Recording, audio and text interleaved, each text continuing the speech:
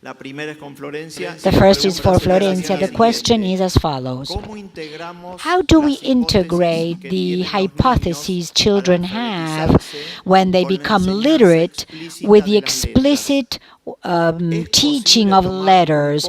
Is it possible to take a little psychogenesis and supplement it? Sorry. Wait, let Florencia answer. Is it possible to take a little bit of psychogenesis and supplement it with explicit teaching of the letters or vice versa? Is that question clear, Flor? Yes, it is. You really chose that question, huh? I saw so many and you chose that one. All right, let me try to answer shortly, but in two parts. The first part talks about the hypothesis of children's literacy. Is that right? Yes, exactly, with explicit teaching. So this is part of a theory, I should say. I mean, it's not a fact. This is a theory that says that children have their own hypotheses before becoming literate, and that corresponds to the psychogenesis method. Let me go on to the second part of your question. Since this is a theory versus this other theory, having heard all day 5 different plus Guillermina, plus Andres's points of view, I think the question should be posed differently. Should we integrate a method that works with one that has no scientific evidence? So that would be the question. Why not go to what really works? I mean, the educational results in Argentina are poor. And so we have to look for the causes to later find solutions. I think that a strong cause, in addition to math, Guillermina mentioned that, is literacy.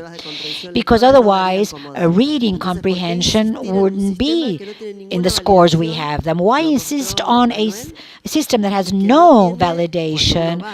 And when you do the tests, empirical tests in schools, the results are not efficient. I mean, it's not an efficient test.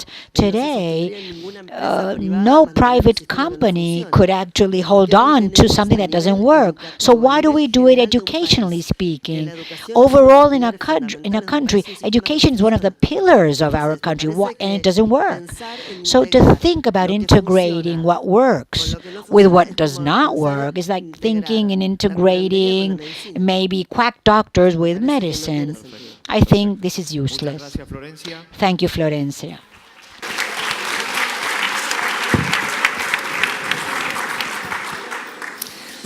Now, this is a question for Ken. Ken? But then I will open it to the rest of the... How is technology changing the brain, if it's changing it somehow? And then the question is the fact that children are more exposed to images nowadays make it more difficult for them to learn reading and writing? The impact of imaging. Wow, that's a very important and complex question. You have 2 minutes. I need 2 hours. I'm kidding. Okay, no, it's a big question, and it's being asked all over the world right now by researchers that how is the changing literacy from print to digital? How is that impacting education? How can it, what are the upside, what is the downside? Can we use digital technology to improve literacy? And what are the risks? So I would say a couple of things. And I think others might actually want to weigh in on this one as well. Okay. First thing is that the basic principles of learning to decode fluently. As I was saying, we need to read words fast. And as Phyllis said, we need to read words fast, but sentences at the right pace. This is what is needed.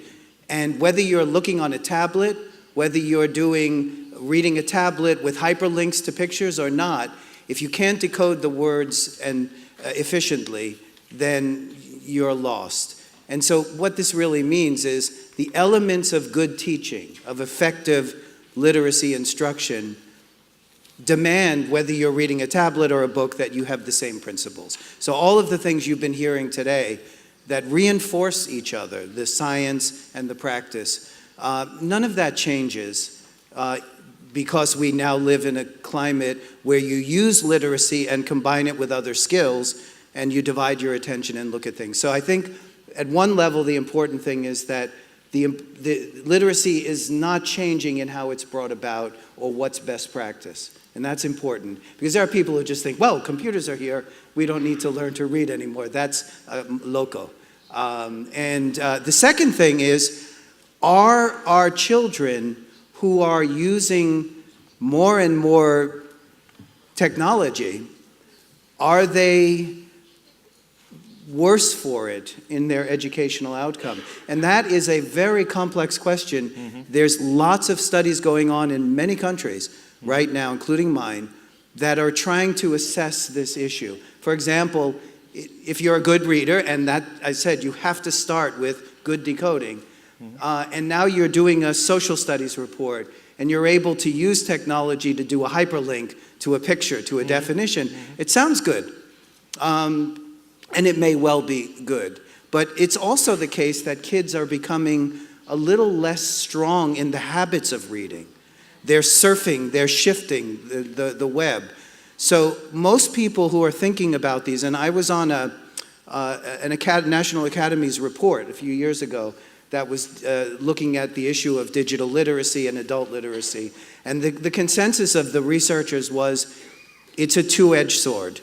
So the technology in the hands of a good teacher and a good reading instruction can expand knowledge base and should. But kids are also picking up bad habits, a lack of sustained focus on materials, a tendency to shift around, to surf too much.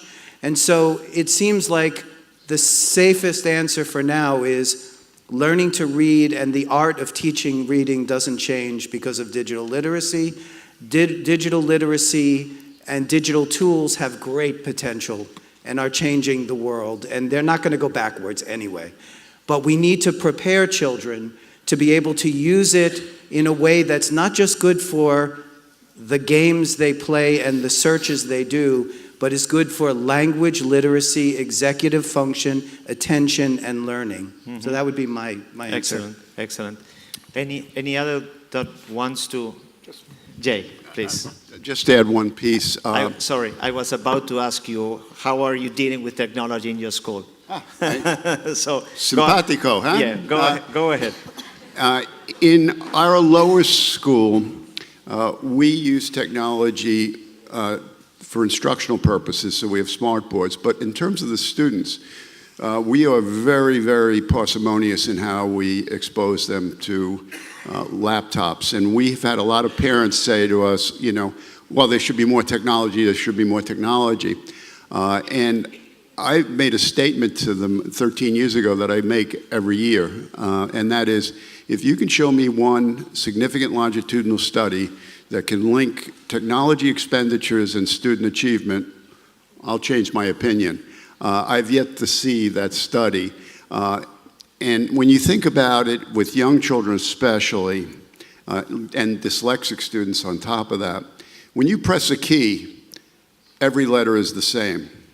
When you write a letter, every letter is different. So I think there's a power in that. And in terms of hyperlinks, I can tell you 40% of my students have attentional issues. Hyperlinks would be great, but they'd be gone. I have no idea. They'd be on other planets. So we're very cautious is the answer. Thank you, Jay. I'm sorry, can I just add to the initial question, which is how is that changing the brain and its representation of language and literacy? So I don't see any obvious ways in which all the circuits that Manolo and I are talking about and what needs to be in place are changing. Excellent. And lastly, I just want to mention one thing. There is a real power in bringing literacy to under-resourced parts of the world by leveraging technology, and that's a whole other issue. To be able to do things like GraphoGame, which is a Finnish program that can expand literacy access in poor areas. We have something that's called the Haskins Global Language and Literacy Hub, and we're working with technology in that area. So that's clearly benign and interesting. But at least in terms of the original question, I don't think that the reading and language circuits are going to look demonstrably different just because you're reading off a tablet. No visible versus a book. changes at all. Do you agree? No, I completely agree. I think Puede ser en español, Manuel, vos, ¿eh? Puede ser en español.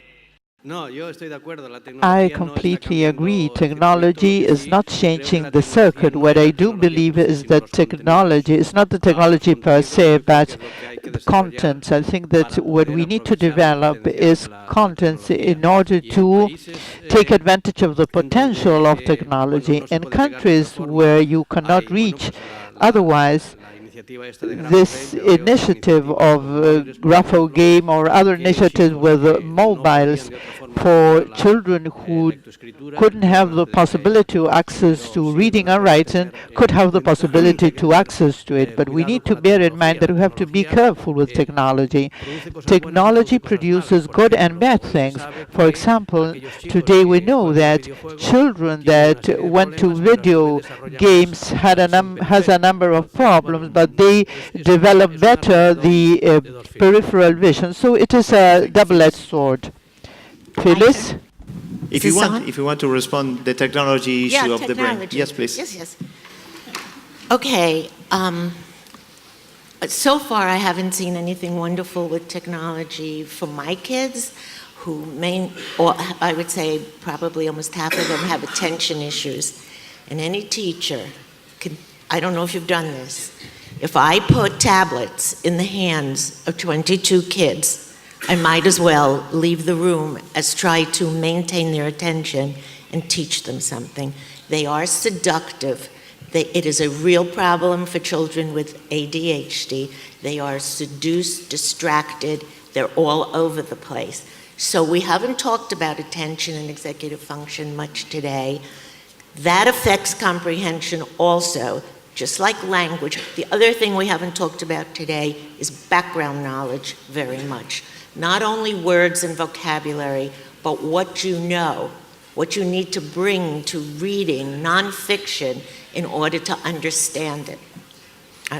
And I apologize because we had lunch and I brought this up yesterday. What happens with children learning higher level reading, after all, we were talking about beginning reading, you need to be able to attend and sustain your attention for 5 pages, 10 pages, 15 pages of a book or a textbook, some with no pictures, okay? That requires a lot of concentration. What I see is the children, because of the computer, because they're all over the place and jumping around, have a difficult time maintaining their attention, and also a question of stamina. They seem to be frightened of a chapter of 20 pages. And as I was discussing with Ken yesterday, some of the important reading we want them to do when they get older, some of the important ideas are not going to be expressed as easily on a computer as on a book, where you read a lot of text, you underline it, you annotate it. So I'm with Jay, we're together. It's like slow. Prove it to me first that it works for the kids. There are some things that are wonderful, but this is another one who you were talking about. Everything has to be an innovation. I see these schools just getting computers with no idea what to do with them, except it's going to be wonderful because someone donated computers to the poor kids. Well, the poor kids don't know what to do with them, and nor do the teachers. Thank you. You can keep the mic. Thank you. Thank you, Phyllis. Una pregunta. This goes to Phyllis, and I think and to Florencia as well, I think. ¿A qué edad? At what age? Bueno, lo leo en español. At what age comenzar it is advisable to start orthography and then teaching? There's a big debate around this issue. Orthography is handwriting? Sorry? Orthography is, Yes. you mean Can handwriting, spelling, orthography. Orthography, yes. The children should start it when they start to learn the sounds of the letters and how to read. They know k, a, s. You ask them to spell ka, sa, casa. You ask them to read casa. With every new sound, you teach them to read and spell. They help each other. One is decoding and one is encoding. Teaching them together is the best way to teach the code. Okay, there are other issues besides the simple code, but that's what the answer is. Whenever you feel your children are ready to start to learn reading, they should start to learn spelling. Not by memorizing, not by writing words 10 times, but by your saying the word, because that's what spelling is. You hear a word and you put it down, you write it. And that's what the children need to practice in school. Write casa. And if they don't, help them. What did they do wrong? Did they put the K? Then tell them to fix it, because you're not going to, there is no K in Spanish. That's an argument I've been having. You're okay with the answer, Florencia. Perfecto. Florencia, una pregunta entonces para vos. Preguntan acá.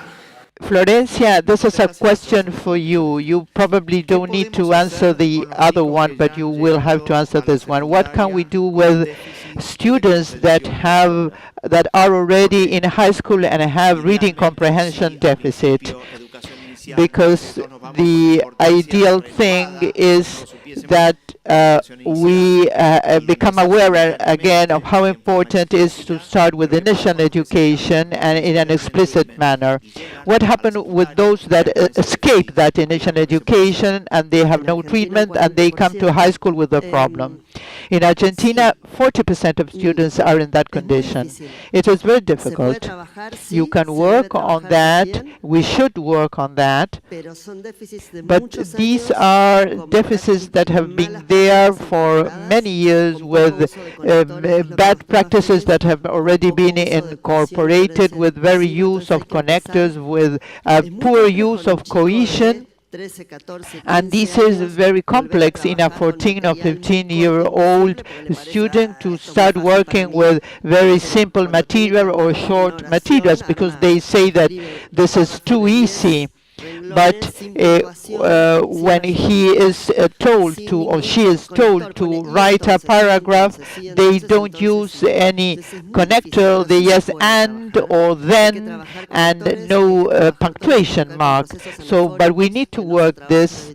This has to do with anaphoric processes. We have to work with all the processes of consistency and connection, and start with short sentences, not 10-line long sentences. And then we have to teach them to start to join a complex paragraph, joining these two short sentences with a connector. The thing is that secondary school, high school, does not have a space for that. It has a space for language, and they are studying poetry, because the space for that had to be long before, but they didn't use it.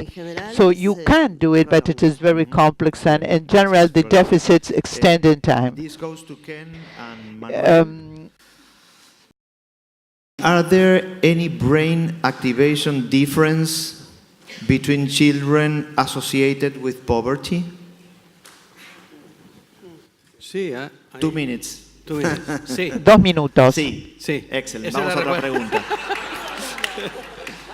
Let's go to another ciertamente question. hay diferencias de activación. Yes, there is a difference between the activation of children that have a low socioeconomic status, and there are many reasons for that. Because for lack of vocabulary, there are many other things that could account for this.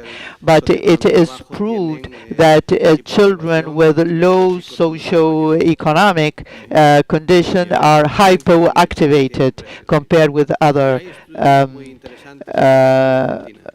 children. Poverty has a cost, and there are many interesting studies conducted in Argentina along those lines. Ken? I think that there's a lot of evidence that there are complex interactions between congenital risk, brain-based difficulties in reading and language, and environment.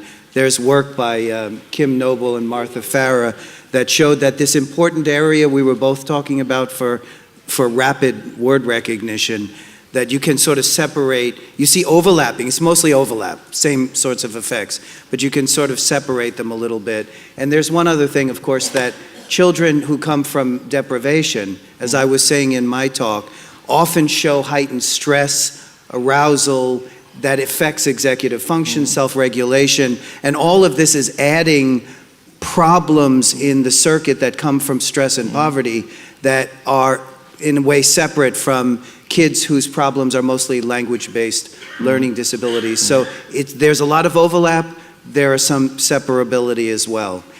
At the end of the day, both kinds of problems can impact becoming a fluent reader, and they can have compounding effects in behavior. So. This is important because of the effectiveness of the intervention. Exactly. No? In this region. Sí, Florencia.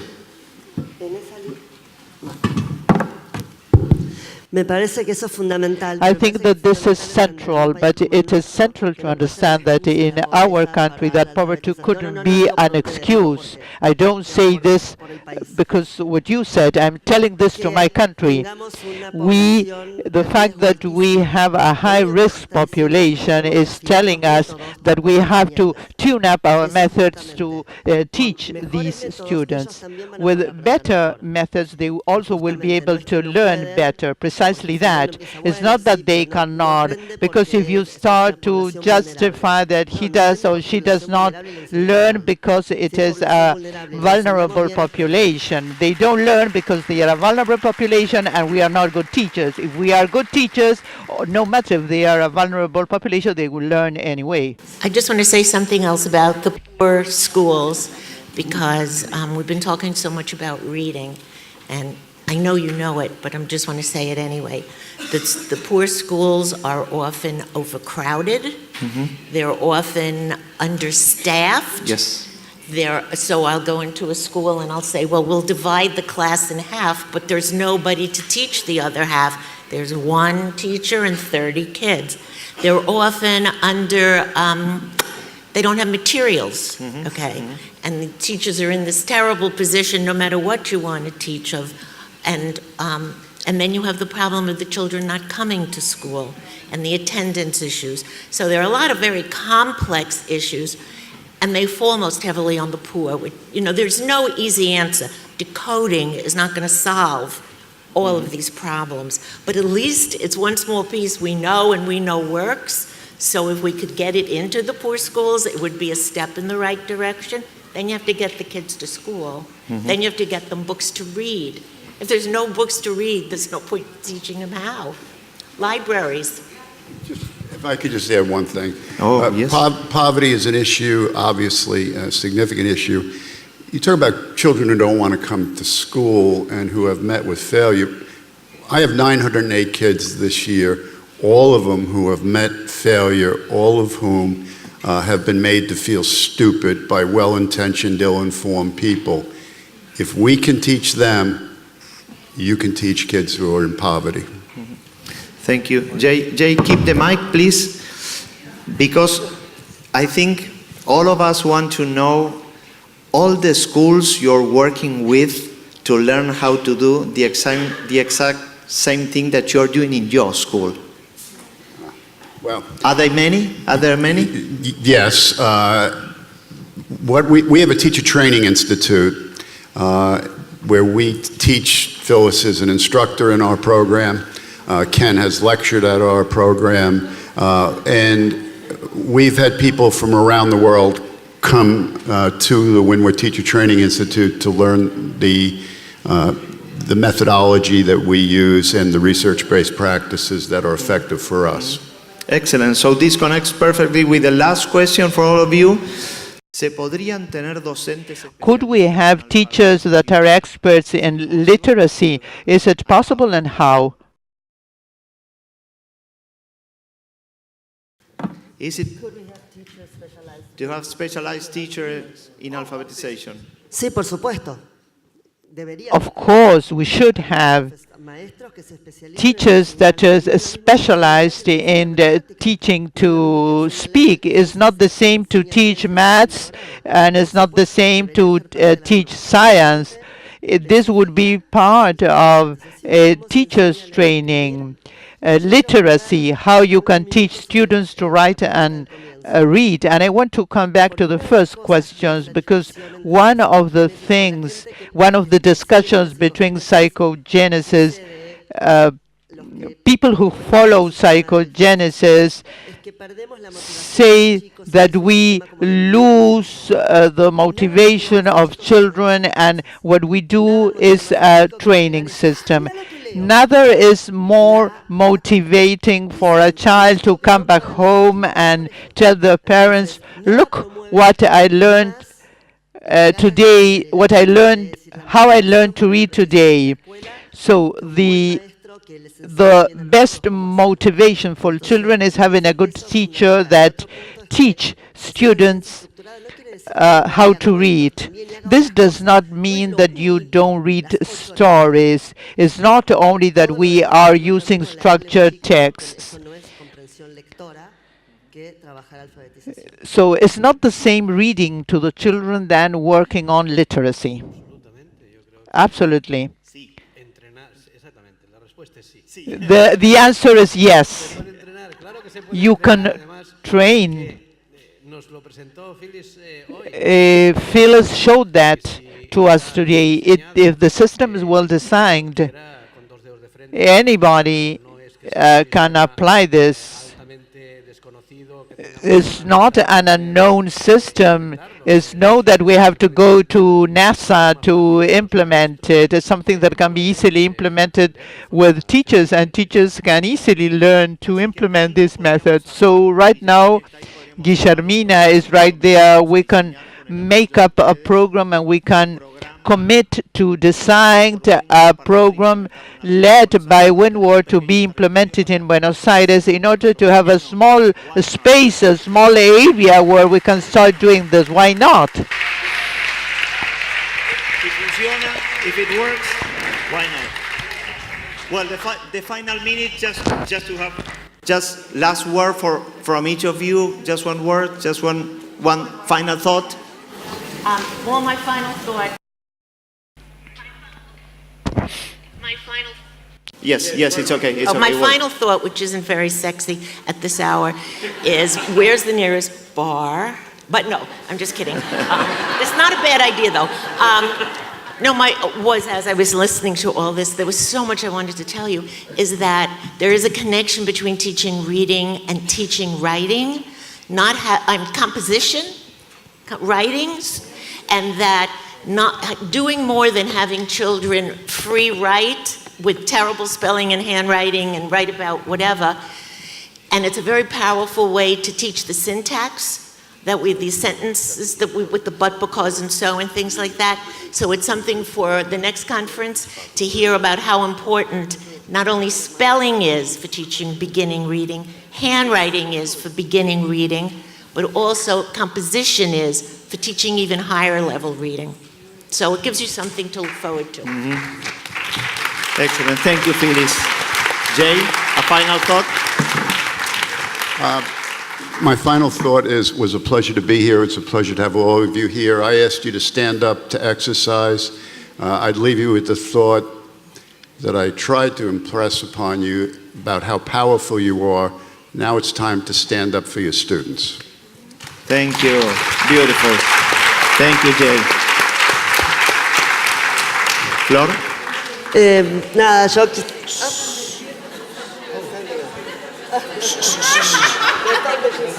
Standing up. That's beautiful. At Windward, we'd have to be very careful because our kids are very literal, and I meant that figuratively.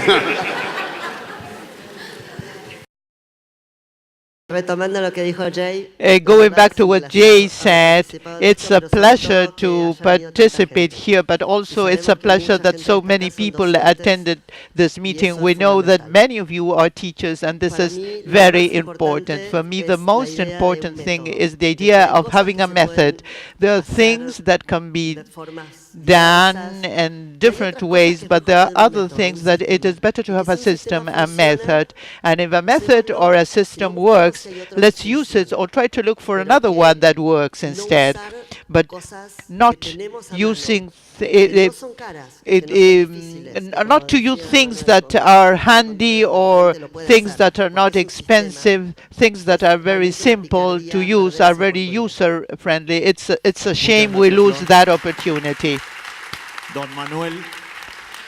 Mr. Manuel, I want to express that I'm very glad to be here. I'm attending the beginning of our revolution. I didn't know that Latin America had this problem. I think that in 10 years, people will be reading with a phonemic or syllabic method, or whatever you call it. I am very glad to be able to contribute to what we do. We contribute for this to happen. This is what we try to show, and that is how the brain learns and how the phonemic system has more influence on what the brain does than the other alternative. The other alternative can help to teach a language, but not reading and writing. This had to be instructed. This does not come naturally on us. So again, I want to thank Magdalena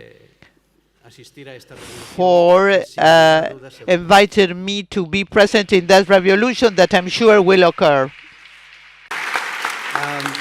I also want to thank Magdalena and her terrific team and all our friends for inviting us here. And let's give applause to them. And I think my last remark is this. There is nothing more noble than the search for knowledge and the passing on of that knowledge to children. And there's nothing more noble than being a teacher. And I think Jay said it very well when he said that teachers, have or should have the power.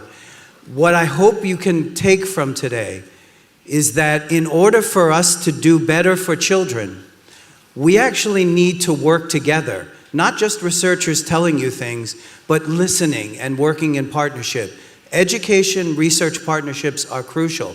But in order to do that, it's important for teachers to do exactly what you've done, which is to expose and become aware of the latest research, of the findings that are kind of changing our understanding of learning in the brain. And so I'm really grateful that you're here, and I know that if we share each other's experience and work in respectful partnerships, research and practice, that we can continue to do better and better for children. I want to thank you all for listening, and it was really a great joy to be here today. Gracias, Ken.